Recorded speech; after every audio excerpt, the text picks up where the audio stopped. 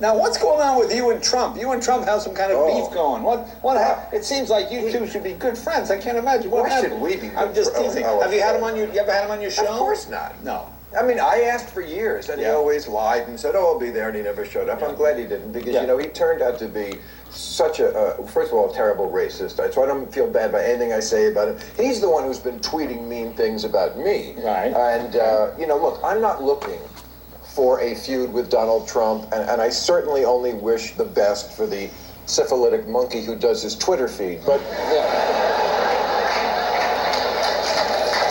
a syphilitic monkey, which is even worse. Well, the monkey thing, see, I think that's what got him so mad. Is we did a new rule one week that supposed that perhaps Donald Trump had been the spawn of his mother having sex with an orangutan. Because, well, I didn't just make this up. The color of his hair. Yeah.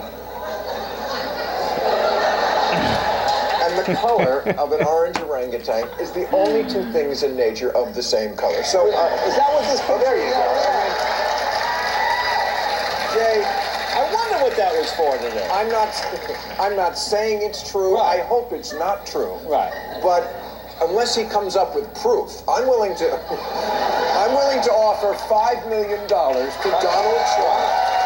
$5 million. If he will come, that he can donate to a charity of his choice. Hair Club for Men, the Institute for Incorrigible Douchebaggery, whatever charity. Okay. So I play that to you guys for a couple reasons. Number one, it's just funny because I don't know about you guys, but I think Donald Trump is an insufferable douchebag.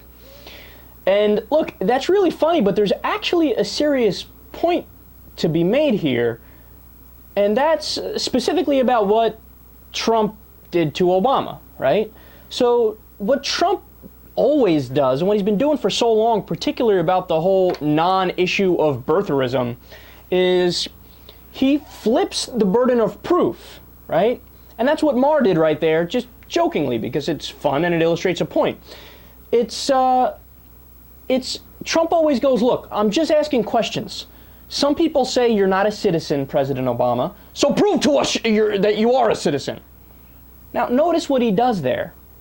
So he's the one making the extraordinary claim. And extraordinary claims require extraordinary evidence. So what's your evidence, Donald Trump? You can't just say that and then tell Barack Obama to prove you wrong. That's not how it works. That's not how the burden of proof works. You're the one making the claim, so you're the one who bears the burden of evidence.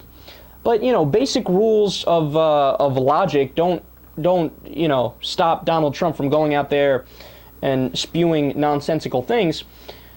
But see, that's what Trump does. He'll just go out there, he'll assert that Obama is the one that has something to prove when, of course, Trump is the one that has something to prove because Trump is the one that's trying to make a point. And it's never enough anyway. That's the bigger point. The bigger point is that you had Obama's short form birth certificate released. That wasn't enough for the birther movement. Then you had his long form birth certificate released. That wasn't enough for the birthers. Then you had two separate Hawaiian newspapers that literally went into their vaults, which hadn't been opened, got the newspapers from his birthday, found newspaper clippings from announcements of his birth in Hawaii. That wasn't enough either. Apparently that doesn't shut the debate. So now Trump just keeps moving the goalpost, and his most recent stunt where he said, I'll give $5 million to charity of your choice, is I need to see your college transcript. Fuck off. How about that?